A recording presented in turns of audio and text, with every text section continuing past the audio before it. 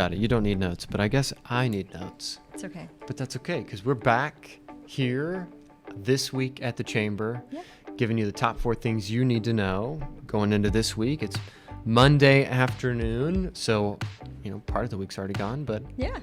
Hello, thanks for joining us. Yeah. Good start to the week already. Good start to the week.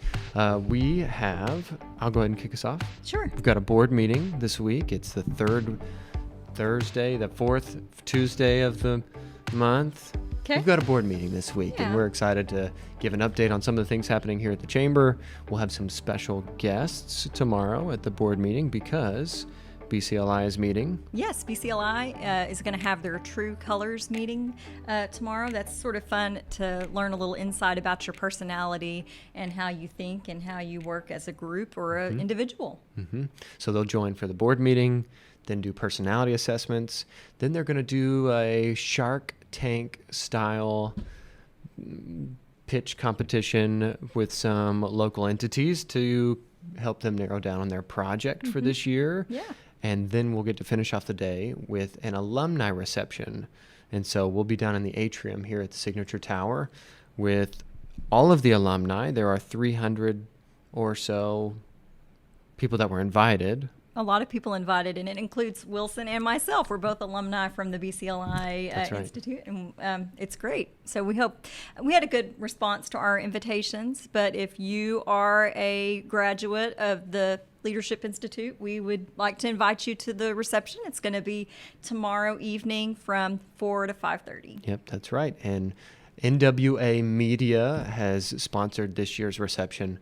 This is actually the first time we've done this in a while. I think there have been alumni gatherings in the past, but since I've been here at the Chamber, since you've been here at the Chamber, it has been kind of one of our goals to find a way to engage alumni in some way. And so they'll get to meet the new class and maybe reconnect with some of their class. There's I always enjoy hearing the fun stories about people on the ropes course or what personality they were versus what they think they are now and how they notice that, and then just other community stories about sharing that common thread of leadership. So.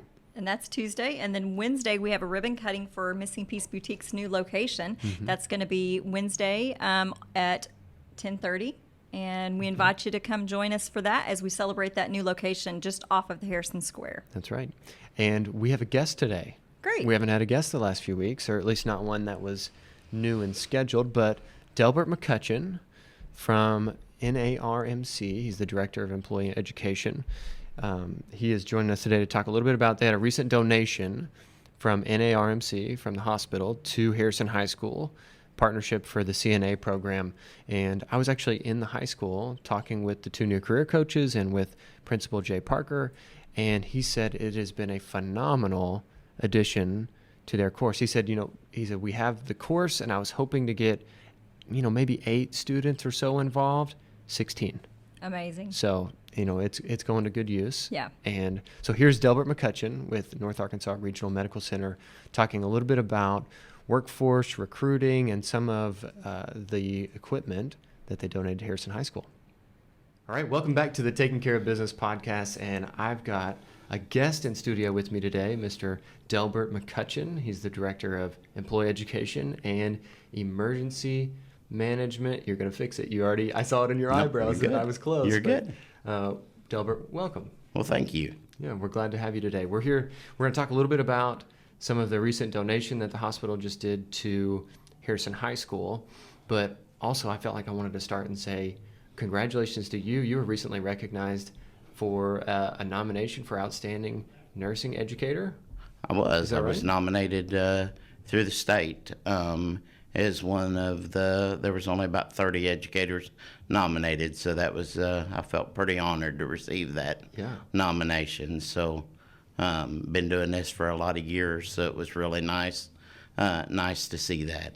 Yeah. How many years have you been in education with healthcare or been in healthcare? I started as a CPR instructor in '92. Nice. So been doing it a little while. Yeah. Well, we're happy to have you in Harrison. Glad to have you here. I know that our hospital serves 95,000 people in our area for a town of 13,000 and some change. It's important that we've got all of our staff here that are trained and educated and ready to go, because that's a lot of people to take care of. It is. It's exciting to be able to make a difference in a small community hospital where everybody knows everybody, and kind of like the little songs where everybody knows your name, and that's kind of nice. We're not lost in a number, and I like to think that's the way we educate, and I like to think that's the way we take care of our patients on a daily basis. So where we know their name with that personal touch, that's nice, and you don't see that everywhere. So where we can offer that here in Harrison is a big deal. It goes a long way. So let's talk a little bit about, there was a press release that came out, and I was reading it about some of the equipment that y'all donated, and the opening lines were like, in a tremendous step towards promoting healthcare education and workforce development, the hospital is partnering with Harrison High School to help with their CNA program. And I was like, I don't need to read any more. I'm already hyped up. We got to get y'all in for an interview. So. Yeah. It is. It's really exciting. It's exciting to see them starting at that age to be in healthcare. I worked 11 years in a factory and decided that wasn't where my heart really belonged before I got into healthcare. And to give them the opportunity at the high school level just to be exposed to it. Because even if they take that course and they don't make it a career, at some point in their life it's going to pay off. So at some point in their life they'll have a loved one that they'll need to help take care of. It may be a parent, it may be, a sibling, it may be a spouse. It gives them the knowledge that they need to properly do that. So to me, that's really exciting to see them have that opportunity and let them make the decision with a good exposure of what direction they want to go with their life. So to be able to be a small part of that for the hospital, to be able to donate some equipment is pretty exciting.